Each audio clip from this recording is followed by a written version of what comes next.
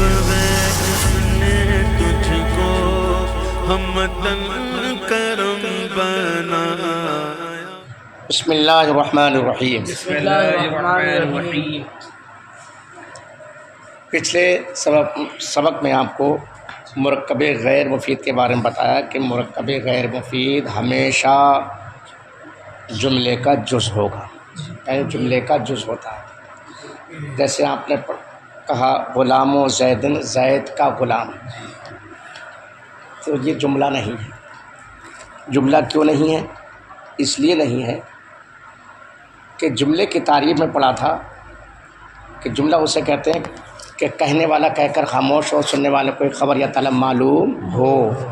تو غلام و زیدن، زید کا غلام کہنے سے سننے والے کو کوئی فائدہ حاصل نہیں ہوا ہے، کوئی خبر نہیں ملتی۔ وہ جا کے سننے والا سنانے والے کے آگے کچھ کلام کا منتظر رہتا ہے کہ یہ آگے کچھ کہے تو اس کی بات پوری سمجھ میں آئے، یعنی وہ ادھورا کلام ہوتا ہے۔ کیا ہوتا ہے؟ ادھورا کلام ہوتا ہے۔ اب اس میں ایک کلمہ ملا دیا جائے تو وہ پورا ہو جائے۔ جیسے غلام و زیدن کے آگے قائمن بڑھا دیا جائے تو زید کا غلام کھڑا ہے، تو اب سننے والوں کو خبر مل گئی کہ یہ زید کے کھڑے ہونے کی بات کر رہا ہے کہ زید کا غلام کھڑا ہے۔ بات سمجھ، اس کو سننا ہے، یہ بات سمجھ رہے ہیں۔ تو مرکب غیر مفید، تو غلام و زیدن یہ کیا ہے؟ ایک جز ہوا، اور قائمن ایک جز ہوا، دونوں کو ملا کے پورا جملہ ہے۔ غلام و زیدن قائمن دونوں کو ملا کے پورا جملہ ہے۔ تو غلام و زیدن ایک جز ہوا اور قائمن ایک جز ہوا دوسرا، تو جو ہے تو غلام و زیدن، تو یہ جملے کا جزئی تو ہوا۔ غلام و زیدن قائمن، غلام و زیدن قائمن، تو غلام و زیدن ایک جزئی تو ہے پورے جملے کا۔ اسی کو انہوں نے کہا تھا کہ یہ ہے مرکب غیر مفید ہمیشہ جملے کا کیا ہوگا؟ جز ہوگا۔ بارہا اب یہاں سے چوتھی فصل بیان کرنے جا رہے ہیں۔ بدا کے جان لو، پڑھیے، چوں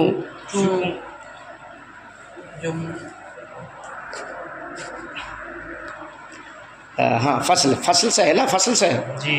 پڑھیے چوتھی فصل۔ بدا کے ہینچ جملہ کم تر از دو کلمہ نباشت لبسن چون ضرب زید و زید قائم یا تقدیرن چون اضرب کہ آنتا درو مستتر است و ازی پیشتر باشد و پیشتر را حد نیست۔ فصل بدا کے جان لیجئے کہ ہیچ جملہ کم تر از دو جملہ نباشت، کہ کوئی بھی جملہ دو کلموں سے کم نہیں ہوگا۔ جملے کے لیے کم سے کم دو کلمے ہونا ضروری ہے، کم سے کم دو کلمے ہونا ضروری ہے، اور اگر دو سے کم رہ گئے تو پھر وہ جملہ کہاں ہوگا؟ پھر تو وہ مفرد ہو جائے گا۔ بولو ہوگا نہیں ہوگا؟ وہ کیا ہو جائے گا؟ مفرد ہو جائے گا۔ تو جملے کے لیے کم سے کم کیا ہے؟ دو کلمے ہونا ضروری ہے۔ زیادہ ہو جائے اس کی کوئی وہ نہیں ہے، مگر کم سے کم تعداد کیا ہے جملے کے لیے ضروری ہے کہ وہ دو ہوں۔ اب وہ دو کلمے یا تو لفظ میں ہوں گے یا کیا ہے؟ تقدیرن ہوں گے۔ تقدیرن مطلب کہ وہ پڑھنے میں نہیں آئیں گے، پڑھنے میں دونوں کلمے نہیں آئیں گے بلکہ ایک ہی آئے گا۔ بات سمجھ رہے ہیں؟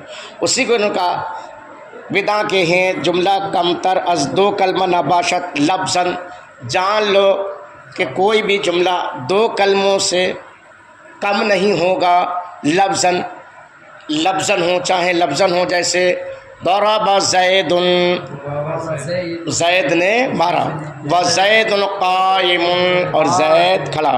تو ضرب زید میں دو کلمے ہیں کہ نہیں؟ ضرب الگ کلمہ ہے اور زید الگ، دونوں کو ملا کے کیا ہو گیا؟ پورا جملہ ہوگا۔ و زید قائم میں ایسی زید الگ کلمہ ہے اور قائم الگ کلمہ، دونوں ملا کے کیا ہو گیا؟ بولو جملہ ہو گیا۔ اچھا، یہ لفظ کی مثال ہے کہ لفظ میں ہوں گے۔ لفظ کا مطلب کہ ان کا تلفظ کیا جائے گا، وہ پڑھنے میں آئیں گے، دونوں کلمے کیا آئیں گے؟ پڑھنے میں آئیں گے۔ یا تقدیراً یا تقدیر چون ادرب، چون ادرب یا تقدیر ہوں گے یا تقدیر چون جیسے ادرب کہ انتا در مستتر مستتر درو مستتر از کہ انتا اس میں پوشیدہ ہے، اس میں پوشیدہ ہے۔ بات سمجھے؟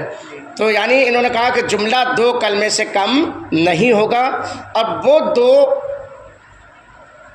کلمے لفظ میں ہوں چاہے معنی میں تقدیرہ ہوں گے۔ لفظ کا مطلب پڑھنے میں آئیں گے اور تقدیرہ کا مطلب پڑھنے میں نہیں آئیں گے، ایک پڑھنے میں آئے گا اور ایک پڑھنے میں نہیں آئے گا، بلکہ وہ جو پڑھا جائے گا اسی میں وہ کیا ہوگا؟ چھپا ہوا ہوگا۔ تو لفظ میں یعنی جو لکھا ہوا ہوگا جو پڑھنے میں آئے گا اس کی مثال دے دی کہ ضرب زید، یہ پڑھنے میں بھی آ رہا ہے اور دیکھنے میں بھی آ رہا ہے، اس کا تلفظ بھی کیا جا رہا ہے۔ وزید قائم، یہ دو جملے ہوئے کہ نہیں ہوئے؟ اور پڑھنے میں ایک جملہ ایک کلمہ آئے گا، پڑھنے میں ایک کلمہ آئے گا اور دوسرا کلمہ جو ہوگا وہ اس میں پوشیدہ ہوگا، اس کی مثال اسے بولتے ہیں تقدیر۔ تقدیر مثال جیسے اضرب کہ یہ دیکھنے میں کیا ہے؟ ایک ہے، دیکھنے میں کیا ہے؟ ایک ہے۔ قل دیکھنے میں ایک ہے، دیکھنے میں ایک ہے۔ اجلس دیکھنے میں ایک ہے، دیکھنے میں کیا ہے؟ اقرا دیکھنے میں ایک ہی کلمہ ہے، مگر فرمایا کہ انتا در مستتر است، اس میں انتا جو ہے وہ پوشیدہ ہے۔ انتا کیا ہے؟ تو پڑھنے میں تو ایک ہی کلمہ اضرب آ رہا ہے، اجلس آ رہا ہے، قل آ رہا ہے، اقرا آ رہا ہے، مگر دوسرا کلمہ کیا ہے؟ وہ اس میں پوشیدہ ہے۔ دوسرا کلمہ کون سا؟ انتا۔ دوسرا کیا ہے؟ انتا۔ بعضی پیشتر باشد، اور اس سے بھی زیادہ ہوں گے، یعنی اوپر انہوں نے بولا کہ کلمہ جو جملہ دو کلموں سے کم نہیں ہوگا، دو کلموں سے یعنی کم سے کم جملے کے لیے دو کلمے ہونا ضروری ہے، اور تو اسی کو بتا رہے بعضی پیشتر باشد، یہی مطلب ہے کہ دو ہی ہوں گے، دو ہی ہوں گے، یہ وہم سے نکال دینا کہ دو ہی ہوں گے اور زیادہ نہیں ہو سکے۔ کہا کم سے کم تعداد دو کی نہیں ہے، مگر اس سے زیادہ بھی ہوں گے، ہو سکتے ہیں، ہوں گے۔ با پیشتر راحت نیس، اور زیادہ کی کوئی حد نہیں ہے، زیادہ کی کوئی حد نہیں ہے۔ زیادہ یعنی 2 سے 3 ہو جائیں، 4 ہو جائیں، 5 ہو جائیں، 6 ہو جائیں، 7 ہو جائیں، زیادہ کی کوئی حد نہیں ہے۔ جیسے آپ کہیں مثال کے طور پر، جیسے آپ کہیں کہ ضرب زید، اس میں کیا ہے؟ 2 کلمے ہوئے، آگے اور بڑھا دیے امرن، کتنے ہو گئے؟ 3، آگے اور بڑھا دیجئے ضربن شدیدن، 3 اور 2 5، کتنے ہو گئے؟ 5 ہو گئے، آگے اور بڑھا دیجئے فی دارہی، بولو کیا ہو گئے؟ 6 ہو گئے، آگے اور بڑھا دیجئے امام الامیر، امام الامیر، تو کتنے ہو گئے؟ 7۔ آگے اور بڑھا دیجئے تادیبن، کیا ہے؟ تادیبن، تو اس میں آگے کتنے ہو گئے؟ اب دیکھو ضربا زید عامرن ضربن شدیدن فی دارہی امام الامیر تادیبن، کہ زید نے عمر کو مارا، سخت پٹائی یعنی سخت مار ماری۔ کیسی ماری؟ سخت مار ماری۔ کہاں مارا؟ فی دارہی، اسی کے گھر میں۔ کہاں؟ اسی کے گھر میں۔ بات سمجھ رہے ہیں؟ کس کے سامنے؟ امام الامیر، امیر کے سامنے پیٹ مارا۔ اور کیوں مارا؟ کہہ رہے ہیں تادیباً، ادب دینے کی وجہ سے۔ تو دیکھو کتنے کلمے بڑھ گئے۔ تو اسی کو انہوں نے کہا کہ اس سے زیادہ ہوں گے بپیشتر را حد نیز، اور زیادہ کی کوئی حد نہیں ہے، زیادہ کی کوئی حد نہیں ہے۔ بات سمجھیں؟ اب آگے اور دیکھیے بدعہ کے، میں نے کہا فصل کے بیچ میں اگر لفظ بدعہ جب آتا ہے تو یہ تنبیہ کے لیے ہوتا ہے، یعنی بچوں کو تنبیہ کرانا، پڑھنے والے کو تنبیہ کرانا، مبتدی کو تنبیہ کرانا جو ہے کی طرف اشارہ ہوتا ہے کہ یہاں کوئی خاص بات بیان کی جا رہی ہے، اس کو دھیان سے سنیں، غور سے سنیں، ہوتا نہیں ہوتا۔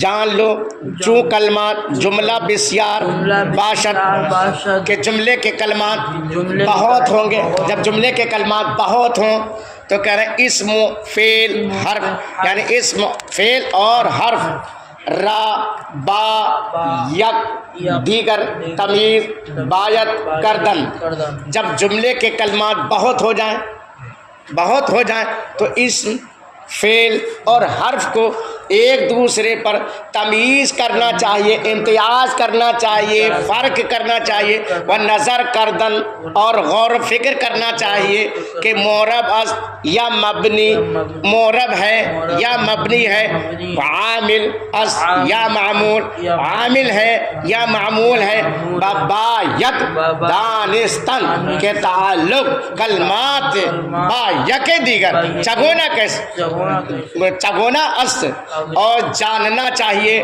کہ کلمے کا تعلق ایک دوسرے سے کس طرح سے ہے، تاکہ مسند اور مسند الیہ پیدا گردد ظاہر ہو جائے، و معنی جملہ بتحقیق معلوم شود، اور جملے کا معنی تحقیق کے ساتھ معلوم ہو جائے۔ بات سمجھ گئے؟ تو انہوں نے کہا کہ دو جملے کے لیے کم سے کم کتنے کلمے ہونا چاہیے؟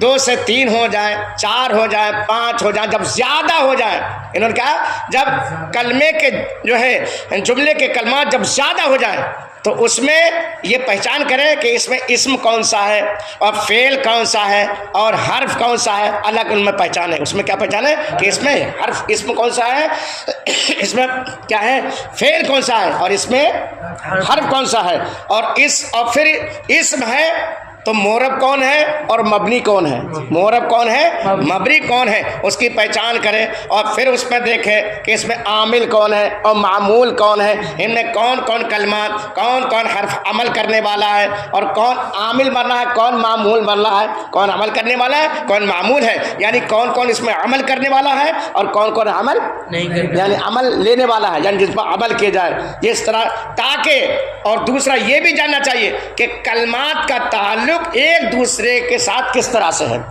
اس میں کیا کیا نسبتیں پائی جا رہی ہیں، کیا کیا یہ آپس میں کیا بنیں گے، موصوف بنیں گے، صفت بنیں گے، مضاف بنیں گے کہ مضاف الیہ بنیں گے، معرفہ بنیں گے کہ نکرہ بنیں گے، معرب بنے گا کہ مبنی بنے گا، اس عامل کون ہوگا، معمول کون ہوگا، یہ کیوں کرنا چاہیے، مسند اور مسند الیہ، تاکہ مسند اور مسند الیہ کیا ہے ظاہر ہو جائے، تاکہ مسند الیہ ظاہر ہو جائے، اور جملے کا معنی تحقیق کے ساتھ دلائل کے ساتھ کیا ہے معلوم ہو جائے۔ تو اس کا خلاصہ یہ ہوا، گویا کہ یہ تھوڑی مختصر سی عبارت ہے، تھوڑی مختصر سی عبارت دیکھنے میں تو مختصر ہے، مگر یہ سمجھے یہ کتابی نہیں بلکہ پورے نحو، علم نحو کا خلاصہ انہوں نے بیان کر دیا۔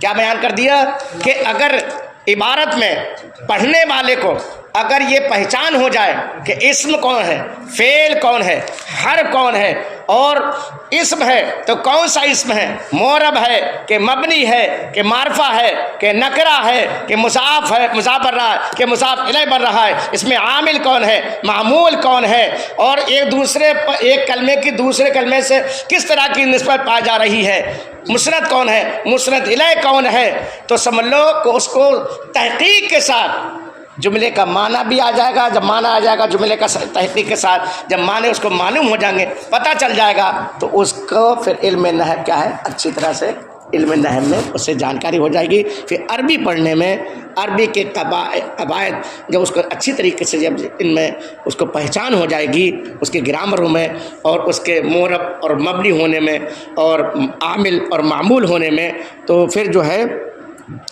علم نحو کے حاصل ہونے میں اور علم نحو یعنی عربی کلام کی گفتگو کرنے میں اور عربی کلام کے لکھنے میں اسے پھر کوئی دشواری